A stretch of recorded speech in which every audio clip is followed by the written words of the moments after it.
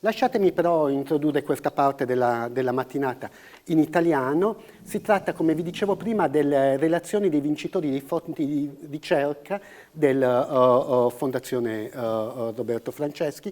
Sono fondi di ricerca per fare ricerca su tematiche legate alla disuguaglianza, alla emarginazione sociale e includono una raccolta dati. Al momento dell'attribuzione di questi soldi si entra nel network Franceschi e si prende l'impegno a presentare in questa occasione. Per qualche anno non abbiamo avuto, colpa mia devo dire, non abbiamo avuto il convegno, siamo tornati adesso finalmente in aula e le regole le conoscete, purtroppo i tempi sono stretti per via della disponibilità delle aule. Chiedo alla Arianna Gatta di parlarci del suo lavoro, il Welfare for the Truly Needed. Okay, thank you very much for this opportunity indeed to present this research and many, I want to acknowledge indeed the financial support from Fondazione Roberto Franceschi and also from the European University Institute when I did my PhD, and also the support from FIOBST and Rome municipality that helped me a lot through this journey. As a start, because now you might have noticed I'm employed in Australia, and I am currently now in Australia, the University of Queensland. I want to acknowledge indeed the traditional owners and their custodianship of the lands on which I work, and I pay my respects to their ancestors and their descendants, past, present, and emerging. And I recognize the contribution of indigenous knowledge to Australian global society. And yeah, now we go back into Italy indeed, and our own. So Italy is a country that had a lot of reforms in the welfare system in the last few years. One of the most important ones has been the introduction of a minimum income scheme for the first time in 2019, the so-called reddito di cittadinanza. And indeed, you might have heard indeed one of the proponents of the measure right after it was introduced, Luigi Di Maio, that said, "Today we have abolished poverty." So this was his statement right after this measure was introduced in Italy. But indeed, in the meanwhile, as you can see in the picture, this is a standard night in Rome main train station, and poverty is still there, and especially homelessness, which is one of the worst type of, so these are the poorest among the poor. And so this prompted in me a question, do actually anti-poverty measures reach the poor? So especially these measures that are designed with a whole range of targeting to make sure that it actually reaches the poor. Do this kind of policies, do they actually get to those that are most in need? My starting point in this is the paradox of redistribution. So already in the 90s, some scholars had, Corpi and Palme, identified that the more we target benefits at the poor, and the less we are likely to reduce poverty and inequality. So already there was indeed an intuition of this sort, but this was more of a macro mechanism, a political mechanism. Whereas in this study, I went and looked at whether the actual policy design, so the various rules that there are around targeting and conditionality on welfare measures actually hinders, so take up more difficult precisely for those that are intended to use the measure. And I analyzed three welfare measures in Italy. So one is the minimum income scheme that I mentioned before, so reddito di cittadinanza, that was very tightly targeted, and a conditional benefit, so conditional on participating in a range of activities. Then disability benefit, that is long-standing welfare measure, and the COVID-19 emergency payment, which reddito di emergenza, so-called in Italian, which was more lenient than in terms of targeting. So it was aimed at also relatively richer households, and no conditionality attached. And it was the least generous of all the measures that I've been studying in this research. In terms of methodology, so this is a mixed method study, so there are two parts. So the first was a qualitative study that involved 25 interviews with people experiencing homelessness in Rome. This was conducted in January 2021. And this was aimed at understanding, at exploring pretty much whether they can access anything and what kind of, in terms of welfare provisions, and what kind of barriers they face when they try to do so. And then this was followed, so this was crucial to design afterwards a quantitative study, so a survey, a probabilistic survey on a sample of the homeless population of Rome. The survey in total was around 557 respondents, again, collected in March 2021. The method I used is time location sampling. That is also is the same method that was used by the Italian Bureau of Statistics, ISTAT, in previous samples that they collected of homeless people. So, and yeah, and if you are interested in methods for studying hidden populations, shoot me an email and I can give you more details about how it's possible to have a probabilistic sample of a hidden population. But yeah, in terms of the results, so the qualitative study had two main results that stood out. The first is that the lack of a registered residence. So in Italy, you can go to the registry office and register your presence in the Italian territory. So not being unable to register was an important barrier for them applying for welfare. And it was connected with circular situations. For example, a respondent, so one of the participants describes that was trying to get registered, to get a registered residence, but the official who was supposed to register asked him if he had a work contract. But then when he goes and look for a job, to have a work contract, he actually needs to be registered. And so it was a circular situation that he could never resolve, and at some point gave up. And this person remained for 10 years without, more than 10 years without a registered residence and no access to social security or welfare benefits of any sort. The other interesting thing is that the homeless interviewed were positive towards work conditionality, especially those that received the minimum income scheme. Were frustrated because they expected to receive a job from the state and were annoyed by the inefficiencies of employment centers that were supposed indeed to call them, to propose to them activities and to help them find a job. So this was, yeah, as a participant said, I have 2 hands, 2 legs, I feel I can contribute through working, but you don't give me a job. So this expectation that the state should give you a job. When it comes to the quantitative study instead, so there's 3, the survey pretty much was designed to understand if,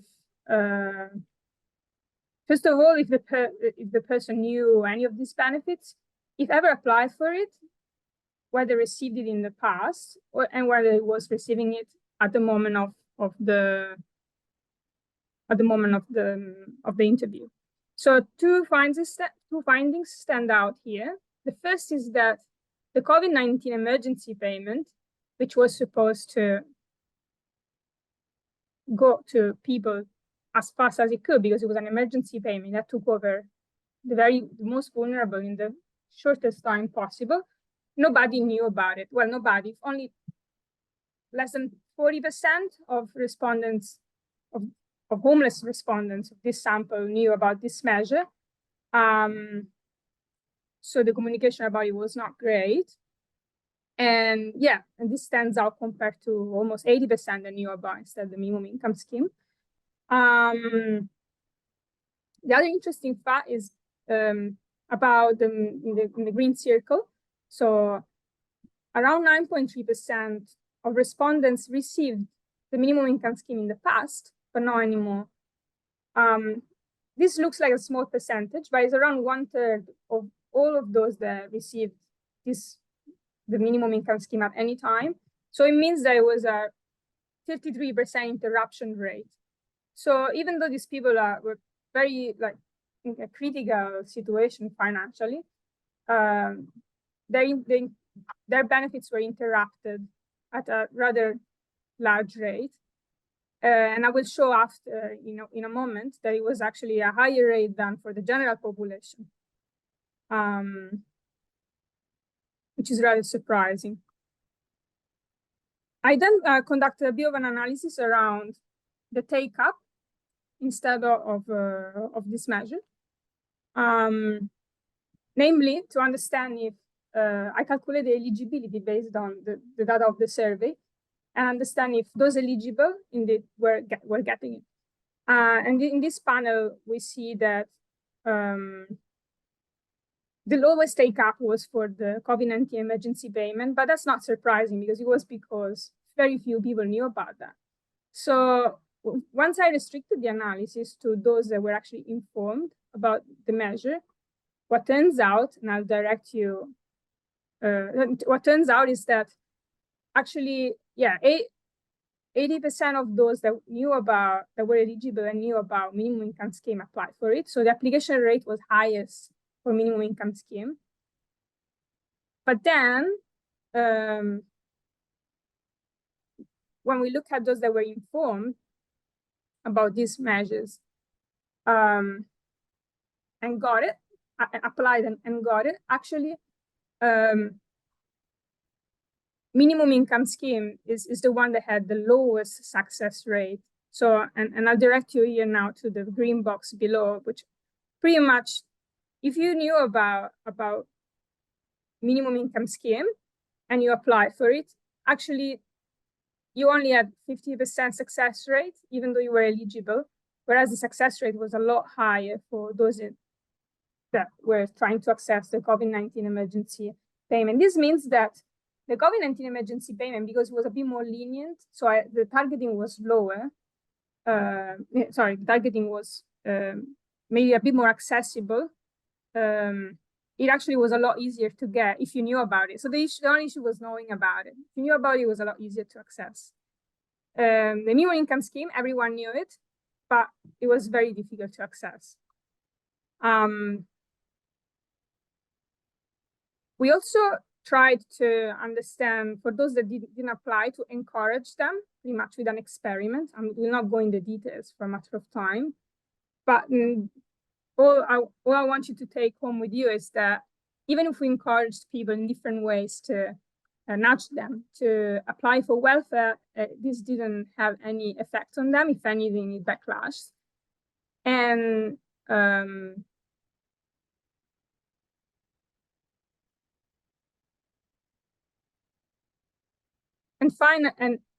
this is in practice, because the constraints that these people face are not a matter of a behavioral bias that they have that is hard to apply. Is that it's really hard to apply, and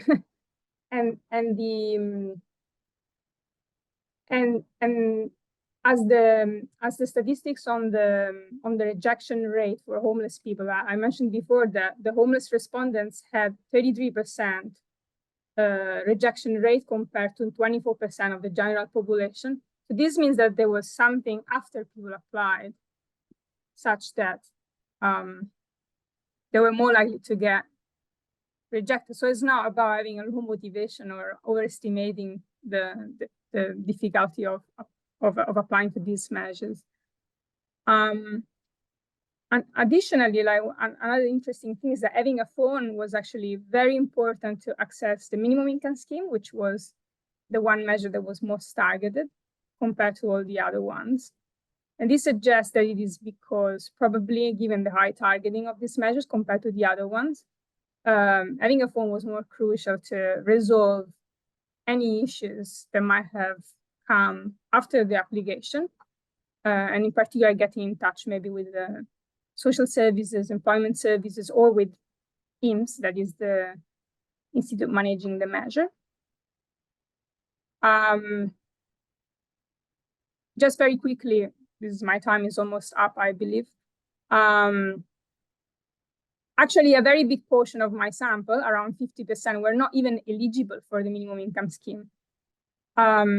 Whereas because the targeting was a bit more lenient for the COVID-19 emergency payment, it was actually, this percentage was actually better. And the striking fact was that most of these people for minimum income scheme were excluded because of the 10 years requirement. You have to demonstrate 10 years of residency in Italy to access this measure. And this was particularly hard for people with a history of homelessness, not because they have not been in Italy that long, but because they couldn't demonstrate it. Yeah, so to conclude, lengthy residence requirements and the lack of information limit the opportunity to even apply for these measures. And we're not going to solve the non-take-up among this population, especially by nudging. The survey experiment shows that the low take-up of welfare in this case is not driven by a psychological bias, but this research shows instead that there is agency from the side of the homeless that attempt to apply for highly targeted and conditional benefits, but with little success. And why is most likely due to administrative errors and probably benefit sanctions. In fact, the take-up of the minimum income scheme increases by 20 percentage points when the respondent has a phone. And also employment centers and social services report the impossibility to get in touch with recipients as the first problem in the enforcement of conditionality that might then lead to a higher rate of benefit interruptions. And I conclude my talk here. If there's any questions, yeah, I hope I've been inside time. Thank you, Arianna. Well, thank you. Perfect time. Any question from the audience? Just a comment. Great job. This is a very crucial topic, in my opinion, the issue of take-up. Just let me comment on the fact that the lengthy resident requirement can be an intentional barrier in the sense that we knew that 10 years was kind of too long for, especially for recently arrived immigrants. And my impression is that politicians were all well aware of this issue. So since I'm concerned on intentional bureaucratic barrier that you cannot even foresee, in this case, I think that probably is intentional. But if you want to comment on this, thank you, Arianna. Thank you, Carlo. And yeah, it's intentional. Well, we are talking about, I mean, I think it was intentional to try to exclude migrants, but I'm not sure it was intentional to try to exclude also those that have been here in Italy long enough, but they cannot demonstrate, or even the Italians that yes, cannot demonstrate their residence. That is. But yeah, I mean, I've seen though that in the new law, so in the new measure that replaced the reddito di cittadinanza, there has been an opportunity to make a change for the better in this respect, and it has not been done. So it's intentional now, I'm sure. So. Okay. Arianna, I know that you have a meeting in few minutes, so it's been a pleasure to have you. Yeah. See you soon. Ciao.